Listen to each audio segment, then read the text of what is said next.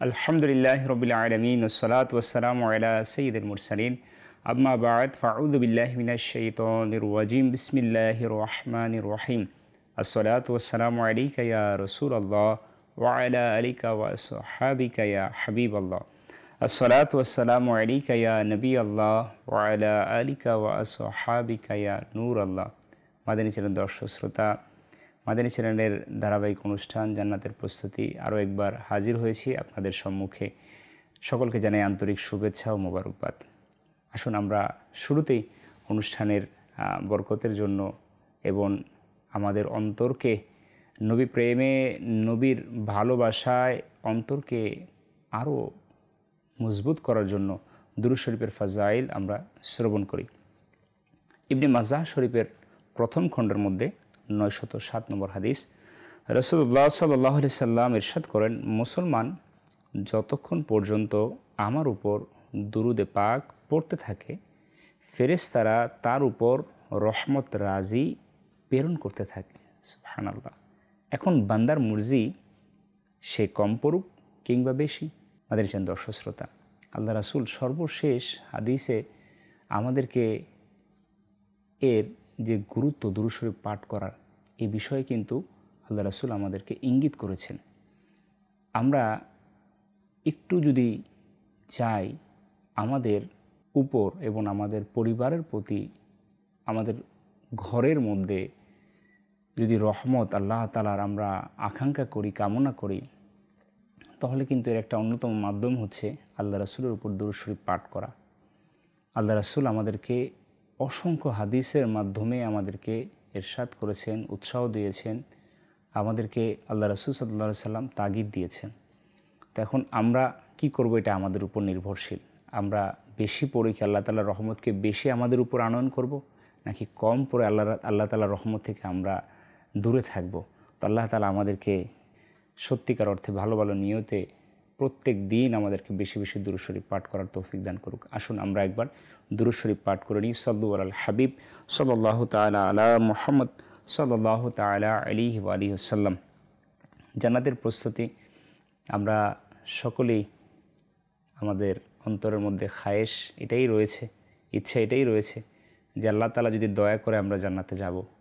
কে না চায় জান্নাতে যেতে? দুনিয়ার কত নাজ নেয়ামত আমরা খাচ্ছি, আল্লাহ তাআলার দয়ায় কত নাজ নেয়ামত আমরা ভোগ করছি, কিন্তু আমাদের পরকালের যে আল্লাহ তাআলার নেয়ামত রয়েছে, সর্বোত্তম নেয়ামত জান্নাত, যেই নেয়ামতের মধ্যে অর্থাৎ জান্নাতের মধ্যে সমস্ত নেয়ামত বিদ্যমান রয়েছে, তো সেই জান্নাতকে আমরা হাসিল করতে পারবো? সেটাকে আমরা আদৌ সেই জান্নাতের জন্য প্রস্তুতি নিতে পেরেছি? এই জন্যই তো এই অনুষ্ঠান জান্নাতের প্রস্তুতি। তো ইনশাআল্লাহ আজকেও একটি বিষয় নিয়ে আমরা আলোচনা করার চেষ্টা করব। শুরুতেই আমরা অনুষ্ঠানকে যেভাবে সাজিয়েছি, আয়াতে মোবারকা, বিষয়বস্তু, আলোচ্য বিষয়বস্তু এবং সর্বশেষ হাদিসে মোবারকা জান্নাতের আলোচনা সম্পৃক্ত। আমাদের দর্শক শ্রোতা, আসুন আমরা শুরুতেই কোরআনুল কারীম থেকে জান্নাতের আলোচনা সম্পৃক্ত একটি আয়াতের অনুবাদ শ্রবণ করি। সূরা আনকাবুতের 7 নম্বর আয়াত, কানজুল ঈমান থেকে যার অনুবাদ, এবং যারা ঈমান এনেছে ও সৎ কাজ করেছে, আমি অবশ্যই তাদের মন্দগুলো মিটিয়ে দেব এবং অবশ্যই তাদেরকে ওই কর্মের উপর পুরস্কার দেব যা তাদের সমস্ত কর্মের মধ্যে উত্তম ছিল। সুবহানাল্লাহ। আল্লাহ তাআলা আমাদেরকে উৎসাহ দিয়েছেন যাতে করে আমরা ঈমান এনে সৎকর্ম আমরা সম্পাদন করি, তাহলে আমাদের মন্দ কাজগুলোকে আল্লাহ তাআলা মিটিয়ে দিবেন, মুছে দিবেন, এবং আমাদেরকে আল্লাহ তাআলা ভালো কাজের কর্মের কারণে আমাদেরকে উত্তম পুরস্কার অর্থাৎ জান্নাত দান করবেন। মাদানী দর্শক শ্রোতা, আসুন আমরা আজকের যে বিষয় রয়েছে বিষয়টি জেনে নিই। গত পর্বে আমরা যে বিষয়টি বলার চেষ্টা করেছিলাম সেটি হচ্ছে আল্লাহ তাআলার সর্বপ্রথম সৃষ্টি। আজকের বিষয়টি এই বিষয়টির সাথে অনেকটা সম্পৃক্ত রয়েছে। আজকের বিষয়টি হচ্ছে মাদানী দর্শক শ্রোতা, রাসূলুল্লাহ সাল্লাল্লাহু আলাইহি ওয়াসাল্লাম সৃষ্টি অন্যান্য সৃষ্টির মতো নয়। মাদানী দর্শক শ্রোতা, জেনে রাখুন যে বিষয়টি সেটি হচ্ছে রাসূলুল্লাহ সাল্লাল্লাহু আলাইহি সাল্লামের প্রতি পরিপূর্ণ ঈমান হলো এভাবে ঈমান আনা যে আল্লাহ তাআলা তার যে শরীর মোবারক এমনভাবে তিনি সৃষ্টি করেছেন, তার পূর্বে ও পরে কোনো মানুষকে তার মতো সৃষ্টি করেননি। তাই আমাদের সকলের এটা ঈমান আনা প্রয়োজন যে হুজুর সাল্লাল্লাহু আলাইহি সাল্লাম সৃষ্টির কারো মতো নন। আমরা হয়তোবা অনেক সময় ডিবেট করি আমাদের সমাজের মধ্যে যে হুজুর সাল্লাল্লাহু আলাইহি সাল্লাম কি বাশার নাকি হুজুর সাল্লাল্লাহু আলাইহি সাল্লাম নূর। কোরআনুল কারীমের মধ্যে আল্লাহ সুবহানাহু ওয়া তাআলা এই দুটি বিষয়ে আল্লাহ তাআলা আলোকপাত করেছেন।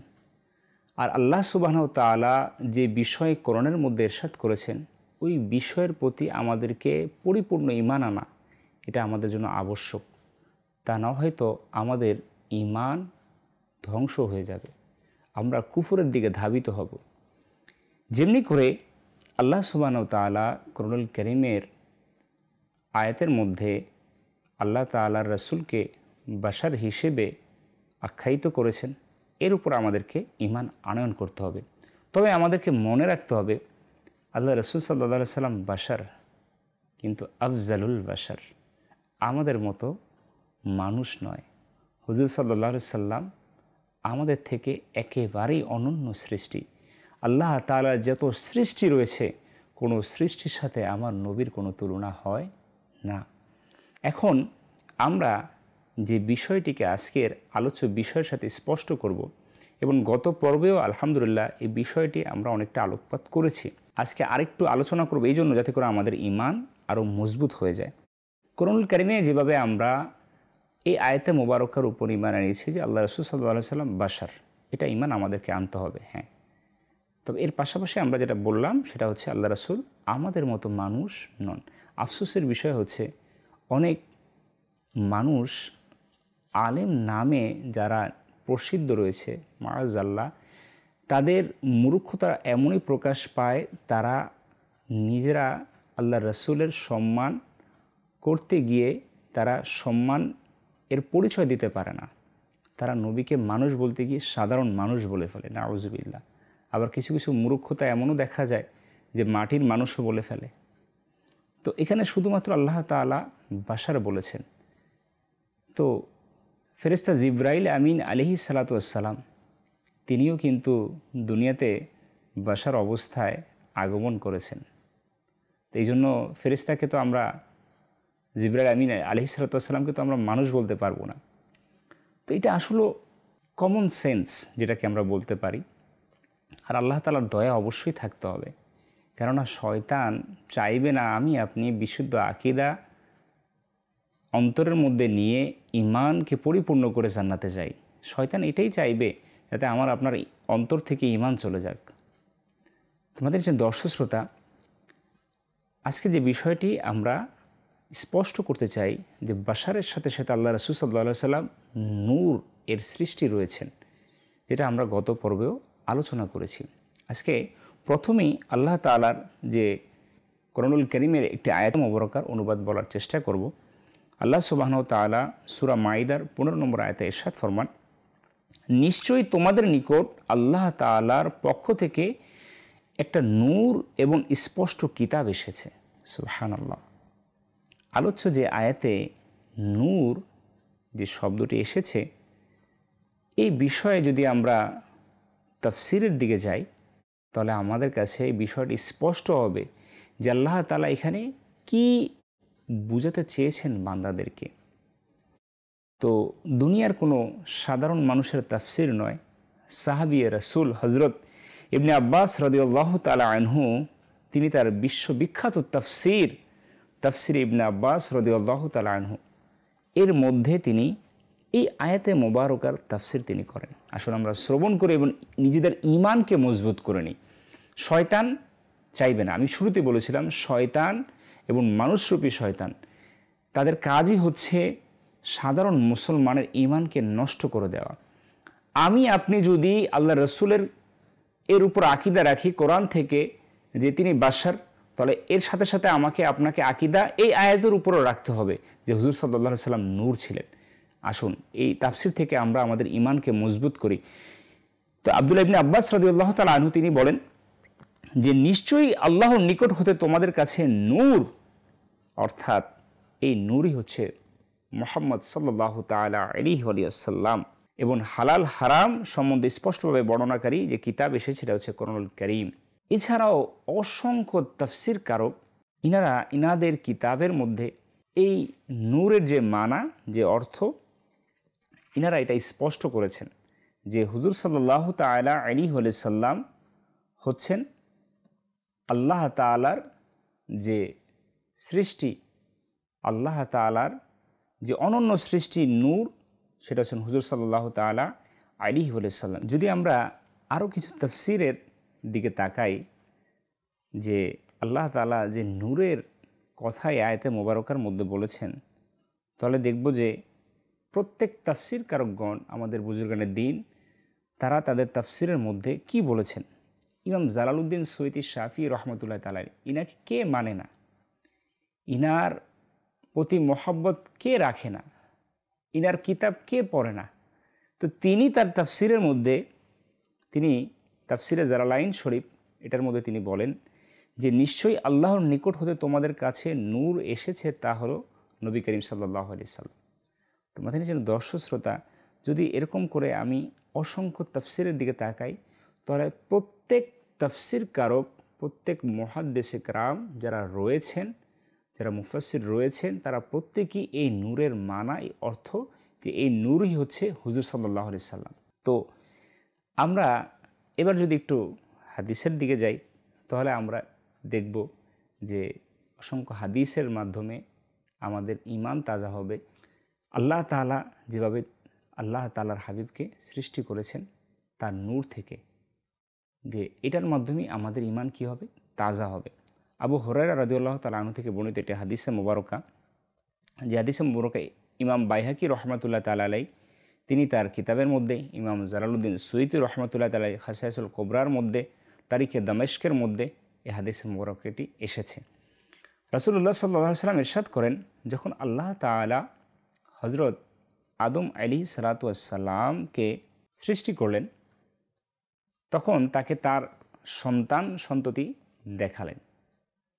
হযরত আদম আলাইহিস সালাম তাদের পারস্পরিক শ্রেষ্ঠত্ব নিরীক্ষা করতে থাকেন।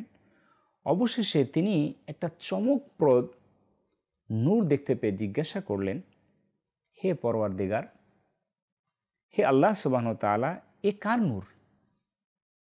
আল্লাহ তাআলা বলেন, এ তোমার আওলাদ হবে, তার নাম আসমানে আহমদ, যিনি সৃষ্টিতে প্রথম এবং তিনি প্রেরণে নবীদের শেষ, তিনি সর্বপ্রথম শাফাআতকারী। সুবহানাল্লাহ, কত সুন্দর এই হাদিসে মোবারকা। এই হাদিস থেকে স্পষ্ট হয় যে হুজুর সাল্লাল্লাহু আলাইহি সাল্লাম নূর, আল্লাহ রাসূল সাল্লাল্লাহু আলাইহি সাল্লাম নূর দ্বারা সৃষ্টি রয়েছেন। এছাড়াও যদি আমরা আরও দেখি, এই হাদিসে মোবারকা থেকে এটা প্রমাণিত হয় যে হযরত আদম আলাইহিস সালাম আমাদের নবীজিকে নূর হিসেবেই জানতেন। তাহলে আমাদের ঈমান কি হওয়া উচিত? আল্লাহ রাসূল আপাদমস্তক নূর ছিলেন। এছাড়া যদি আমরা ইসমাইল হাকি রহমতুল্লাহ তাআলা আলাইহির তাফসিরে দিকে যাই, সূরা যুখরুফের ৮১ নম্বর আয়াত, এই আয়াতে মোবারকার মধ্যে আল্লাহ পাক ইরশাদ ফরমান, হে হাবিব, আপনি বলুন, দয়াময় আল্লাহ যদি কোনো সন্তান হতো, তাহলে ইবাদতকারীদের মধ্যে আমি সর্বপ্রথম তার ইবাদত করতাম। এই আয়াতের ব্যাখ্যা ইসমাইল হাকি রহমতুল্লাহ তাআলা আলাইহি উল্লেখ করেন এইভাবে যে হযরত ইমাম জাফর সাদেক রহমতুল্লাহ তাআলা বলেন, সকল কিছুর পূর্বেই আল্লাহ নূরে মুহাম্মাদিকে সৃষ্টি করেছেন। সুবহানাল্লাহ। ইমাম জাফর সাদেক কে? তিনি হচ্ছেন আহলে বাইত, তিনি নবী বংশের একজন সদস্য। তো তিনি বলছেন যে আল্লাহ রাসূল সাল্লাল্লাহু আলাইহি ওয়াসাল্লাম আল্লাহ তাআলার সৃষ্টি নূর। তো আমাদের আকীদা কি হওয়া চাই আমাদের দর্শক শ্রোতা? এছাড়া যদি আমরা আরও কিতাবের ডিপলি যদি আমরা দেখি, হাদিসে মুবারকা যদি আমরা তাকাই, তাহলে অসংখ্য হাদিস রয়েছে যে হুজুর সাল্লাল্লাহু আলাইহি সাল্লাম নূর, যদি একটি আমরা হাদিস আলোচ্য করি, বলার চেষ্টা করি, তাহলে আমরা আরও স্পষ্ট হব যে হুজুর সাল্লাল্লাহু আলাইহি সাল্লামের কী সত্তা রয়েছে। ইমাম ইবনে হাইতামি রহমতুল্লাহ তাআলা তার কিতাব আর নিয়ামতুল কুবরা আলাল আলম এর মধ্যে তিনি বলেন যে আমাজন আয়েশা সিদ্দিকা রাদিয়াল্লাহু তাআলা আনহা হতে বর্ণিত, তিনি বলেন, আমি একবার রাতে বাতির আলোতে, ল্যাম্প যেটা আমরা গ্রাম দেশের মধ্যে কফি বলি, কপি যেটাকে আমরা বলি, তো এটার প্রচলন হয়তো অনেকটা কমে গিয়েছে, কেননা এখন তো বিদ্যুতের আলহামদুলিল্লাহ যে নেয়ামত রয়েছে সেটা আমরা ভোগ করছি। তো সেই সময় আম্মাজান বলছেন যে আমি রাতে বাতির আলোতে বসে নবী করিম সাল্লাল্লাহু আলাইহি সাল্লামের কাপড় মোবারক সেলাই করছিলাম। এমন সময় বাতাসের কারণে প্রদীপটি নিভে গেল। আমি ওই অন্ধকারের মধ্যে হাত দিয়ে যে সুই রয়েছে, সুইচটি আমি তালাশ করছিলাম, যেটাকে আমি হারিয়ে ফেলেছিলাম। এরপরেই নবী করিম রউফুর রহিম সাল্লাল্লাহু আলাইহি ওয়াসাল্লাম আমার অন্ধকার ঘরের মধ্যে প্রবেশ করলেন। তার চেহারা মোবারকের নূরের জ্যোতিতে আমার অন্ধকার ঘর আলোময় হয়ে গেল, সুবহানাল্লাহ। এবং আমি ওই আলোতেই আমার হারানো সুচটি খুঁজে পেলাম, সুবহানাল্লাহ। মাদিনী ছিলেন দর্শক শ্রোতা, আম্মাজান আয়েশা সিদ্দিকা রাদিয়াল্লাহু তাআলা আনহা তিনি এই ঘটনাটি বর্ণনা করেন যে আল্লাহ রাসূল সাল্লাল্লাহু আলাইহি ওয়াসাল্লাম চেহারা মোবারক থেকে নূর বের হতো, যেই নূর এর রোশনির মাধ্যমে অন্ধকার আলোকিত হয়ে যেত। কেনই বা হবে না, কেননা আল্লাহ তাআলা তো তার হাবিবের আপাদ মস্তক নূর দিয়ে সৃষ্টি করেছেন, যেটা আমরা গত পর্বেও অনুষ্ঠানের মধ্যে আমরা শ্রবণ করেছি হাদিসে মোবারকার মধ্যে। আল্লাহ রাসূল স্বয়ং নিজে বলেছেন জাবের রাদিয়াল্লাহু তাআলা আনহুকে, জাবের, আল্লাহ তাআলা সর্বপ্রথম তোমার নবীর নূরকে সৃষ্টি করেছেন। তো কিভাবে আমরা অস্বীকার করতে পারি নবী নূর নয়? অবশ্যই এটা আমাদের ঈমান। যে আমি আপনি এর চুল পরিমাণ যদি আমাদের আকীদা নড়বড় হয়ে যায়, তাহলে আমাদের ঈমানও নড়বড় হয়ে যাবে। আমাদের দর্শক শ্রোতা, এরপর যদি আমরা আরও হাদিসের দিকে তাকাই, আরও ঘটনার দিকে তাকাই, তাহলে আমরা দেখব অসংখ্য হাদিসের দ্বারা প্রমাণিত হুজুর সাল্লাল্লাহু আলাইহি সাল্লাম নূর রয়েছেন। ইমাম হাফেজ আবুল ফজল কাজী আয়াজ রহমতুল্লাহ তাআলা আলাইহি তার যে কিতাব, প্রসিদ্ধ কিতাব শিফা শরীফ, সুবহানাল্লাহ, অনেক প্রসিদ্ধ কিতাব, তিনি বলেন যে নিশ্চয়ই আল্লাহ তাআলা কোরআনুল কারীমে তার নাম রেখেছেন নূর ও সিরাজুম মুনীর, সুবহানাল্লাহ। যেমন তিনি ফরমায়েছেন, নিশ্চয়ই আল্লাহর নিকট হতে তোমাদের কাছে নূর ও স্পষ্ট কিতাব এসেছে। আরও আল্লাহ তাআলা ইরশাদ করেছেন, আমি তো আপনাকে পাঠিয়েছি হাজির ও সুসংবাদদাতা ও নাজির রূপে, আল্লাহর অনুমতির ক্রমে তার দিকে আহ্বানকারী রূপে এবং উজ্জ্বল প্রদীপ অর্থাৎ সিরাজুম মুনীর রূপে। নিশ্চয়ই তার ছায়া ছিল না, না সূর্যলোকে না চন্দ্রলোকে, কারণ তিনি ছিলেন নূর। তার শরীর ও পোশাক মোবারকে মাছি বসত না, সুবহানাল্লাহ। মাদানী চ্যানেল দর্শক শ্রোতা, এটা শুধু আয়াজ রহমতুল্লাহ তাআলার কথা না, এটা তো হাদিসে মোবারকার দ্বারা এটা প্রমাণিত যে হুজুর সাল্লাল্লাহু আলাইহি সাল্লাম এর যে দেহ মোবারকের ছায়া সেটা কখনো পড়তো না আলোর মধ্যে, কারণ আল্লাহ রাসূল তো নূর ছিলেন। আর আল্লাহ রাসূল কেমন সত্তা ছিলেন সাল্লাল্লাহু আলাইহি ওয়াসাল্লাম, যে সত্তার গায়ের মধ্যে, শরীর মোবারকের মধ্যে কখনো মাছি বসতেন না। হুজুর সাল্লাল্লাহু আলাইহি সাল্লাম কেমন সত্তা ছিলেন, যে হুজুর সাল্লাল্লাহু আলাইহি সাল্লাম যখন হাসতেন, মুস্কি হাসতেন, আল্লাহ রাসূলের দাঁত মোবারকের ফাঁকা দিয়ে নূর বের হতো। আল্লাহু আকবার। তো হুজুর সাল্লাল্লাহু আলাইহি সাল্লাম কীভাবে আমার আপনার মতো সাধারণ এই শব্দটি আমরা ব্যবহার করি, মাআযাল্লাহ, নাউযুবিল্লাহ, এটা তো আমার আপনার ঈমান চলে যাওয়ার মতো কথা। তো আকীদা আমাদেরকে ওই আকীদা রাখতে হবে যে আকীদা সাহাবায়ে কেরাম আলাইহিমুর রিদওয়ান রেখেছেন, যে আকীদা আমাদের আসলাফ, আমাদের বুজুর্গানে দ্বীন আলাইহিমুর রিদওয়ান ইনারা রেখেছেন। তো আমাদের ছিলেন দর্শক শ্রোতা, হুজুর সাল্লাল্লাহু আলাইহি সাল্লাম আপাদমস্তক নূর ছিলেন, এটা আমাদের আকীদা রাখতে হবে। এছাড়া যদি আমরা কিতাবের দিকে আরও যাই ডিপলি, তাহলে আমরা দেখব হুজুর সাল্লাল্লাহু আলাইহি সাল্লাম যে দাহান মুবারক যে রয়েছে, আল্লাহ রাসূল সাল্লাল্লাহু আলাইহি সাল্লাম যে থুতু মোবারক রয়েছে, সেখান থেকে স্পষ্ট হয় যে হুজুর সাল্লাল্লাহু আলাইহি ওয়াসাল্লাম আমাদের মতো সাধারণ মানুষ নয়। আজকে যারা আমরা বলি যে হুজুর সাল্লাল্লাহু আলাইহি ওয়াসাল্লাম আমাদের মতো মানুষ, আমাদের দর্শক শ্রোতা, তিনি মানুষ ছিলেন বাহ্যিকভাবে, কিন্তু হাকিকতে তিনি নূর ছিলেন।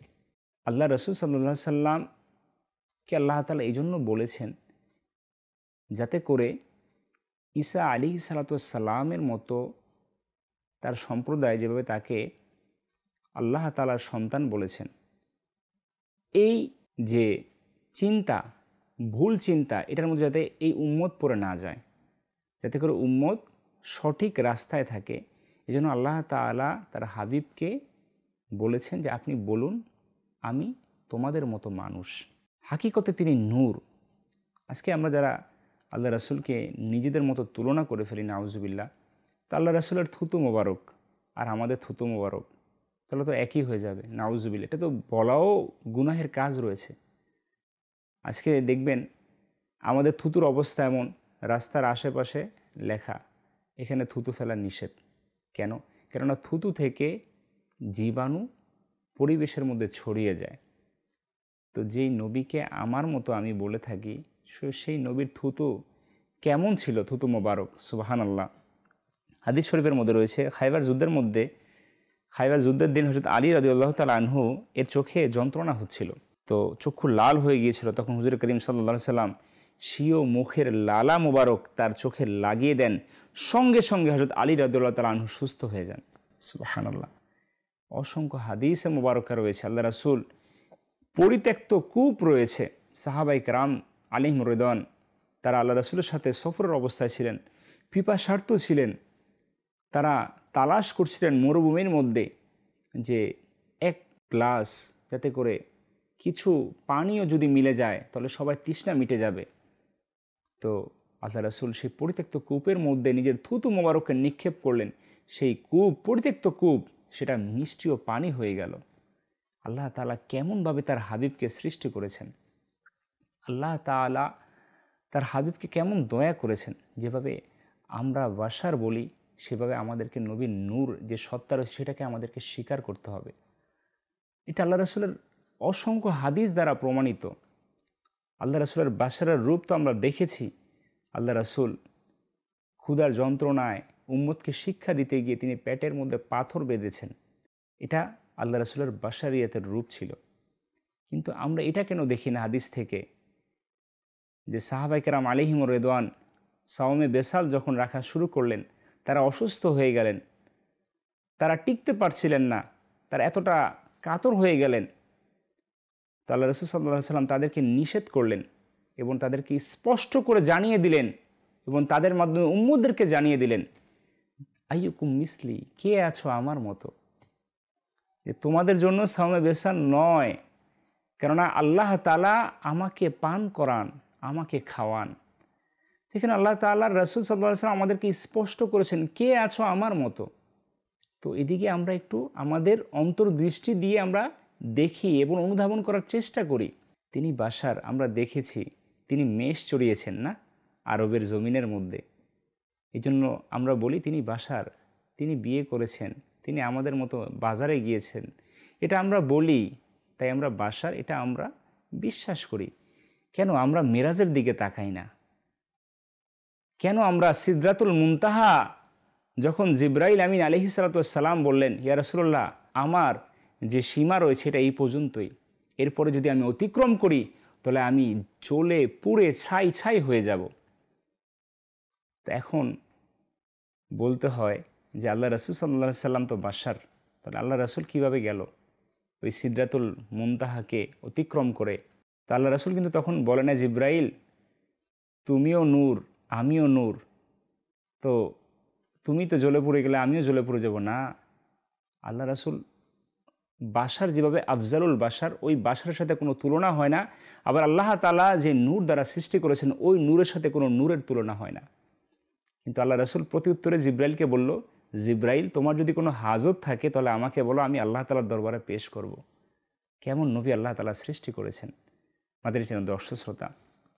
তাই আমাদের ঈমানকে পরিপূর্ণ করতে হবে এই আকীদা দিয়ে যে আল্লাহ রসুল সাল্লাল্লাহু আলাইহি সাল্লাম নূর, যেভাবে তিনি বাশার মানুষ রয়েছেন এটা বাহ্যিকভাবে, কিন্তু হাকিকতে আল্লাহ তাআলা তার হাবিবকে নূর দ্বারা সৃষ্টি করেছেন। আল্লাহ তাআলা আমাদেরকে এই বিশ্বাসের উপর বিশ্বাসী হওয়ার তৌফিক দান করুক এবং আল্লাহ তাআলা আমাদেরকে আমল করার তৌফিক দান করুক। মাদানী চ্যানেল দর্শক শ্রোতা, যেহেতু আমাদের অনুষ্ঠান একটি সময়ের দ্বারা নির্ধারিত রয়েছে এবং আমরা সর্বশেষ চেষ্টা করি জান্নাতের আলোচনা সম্পর্কিত একটি হাদিস আলোচ্য করার জন্য, তো এখন আপনাদের সামনে, আপনাদের সম্মুখে আমরা জান্নাতের আলোচনা সম্পর্কিত একটা হাদিস পেশ করার চেষ্টা করব। হযরত সাইয়েদুনা মুগিরা বিন শুবা রাদিয়াল্লাহু তাআলা আনহু থেকে বর্ণিত, রাসূল করিম সাল্লাল্লাহু আলাইহি ওয়াসাল্লাম ইরশাদ করেন, হযরত সাইয়েদুনা মূসা আলাইহিস সালাতু ওয়াস সালাম যখন আপন রবের নিকট সবচেয়ে কম মর্যাদার জান্নাতি ব্যক্তি সম্বন্ধে জিজ্ঞাসা করলেন যে তার মর্যাদা কেমন হবে, তখন আল্লাহ পাক ইরশাদ করলেন, জান্নাতীদেরকে জান্নাতে প্রবেশ করার পর সে আসবে, তখন তাকে বলা হবে জান্নাতে প্রবেশ করো। সে আরজ করবে, হে আল্লাহ পাক, আমি কিভাবে জান্নাতে প্রবেশ করতে পারি? অথচ সবাই যার যার মহলে চলে গেছে, সবাই নিজ নিজ মর্যাদায় পৌঁছে গেছে। তখন আল্লাহ পাক ইরশাদ করবেন, তুমি কি এই কথায় সন্তুষ্ট আছো যে তোমার জন্য দুনিয়ার বাদশাদের ন্যায় নেয়ামত থাকবে? সুবহানাল্লাহ। সে বলবে, হে আল্লাহ, আমি সন্তুষ্ট আছি। আল্লাহ পাক তখন তাকে ইরশাদ করবেন, তোমার জন্য সেটিও আবার এই ধরনেরও। এভাবে আল্লাহ পাক যখন তাকে 5 গুণ নেয়ামত বাড়িয়ে দেবেন, তখন সে বলে উঠবে, হে আল্লাহ পাক, আমি সন্তুষ্ট আছি। তখন আল্লাহ পাক ইরশাদ করবেন, এই সব তোমার জন্য আরও 10 গুণ বেশি রয়েছে। তোমার জন্য তোমার ইচ্ছা মতো এবং তোমার চোখের স্বাদ ও চাহিদা অনুযায়ী নেয়ামত রয়েছে। তখন সে বলবে, হে আল্লাহ পাক, আমি সন্তুষ্ট আছি। এরপর হযরত সাইয়েদুনা মূসা আলাইহিস সালাতু ওয়াস সালাম সর্বোচ্চ মর্যাদা জান্নাতের সম্বন্ধে জিজ্ঞাসা করবেন। আল্লাহ পাক ইরশাদ করলেন, সেই ব্যক্তি যাকে আমি নিজেই পছন্দ করে নিয়েছি, আমার কুদরতের হাতে যার সম্মান ও কারামতের উপর সিল মেরে দিয়েছি, অতএব তা কেউ কোনোদিন চোখেও দেখেনি, কানেও শোনেনি এবং কোনো মানুষের কল্পনাও আসেনি। এই হাদিসে মোবারকা মুসলিম শরীফের থেকে আমি বলার চেষ্টা করেছি। আমাদের ছিলেন দর্শক শ্রোতা, আল্লাহ তাআলা আমাদেরকে কমপক্ষেও ওই যে একেবারে সর্বনিম্ন যে জান্নাতে হবে, আল্লাহ তাআলা আমাদেরকে সেই কাতারও লিপিবদ্ধ করে নিক। কেননা আমাদের ছিলেন দর্শক শ্রোতা, আমাদের অবস্থা আমরা নিজেরাই ভালো জানি যে আমরা জান্নাতের জন্য কতটুকু প্রস্তুতি নিতে পেরেছি, আমাদের আমলের অবস্থা কি, আমাদের ঈমানের অবস্থা কি। আল্লাহ তাআলা আমাদেরকে যা কিছু শুনলাম এর উপর আমল করার তৌফিক দান করুক। আমাদের ছিলেন দর্শক শ্রোতা, সময়ের ঘড়ি ঘুরে একেবারে শেষ দিকে আমরা চলে এসেছি। তো আজকে এই পর্যন্তই।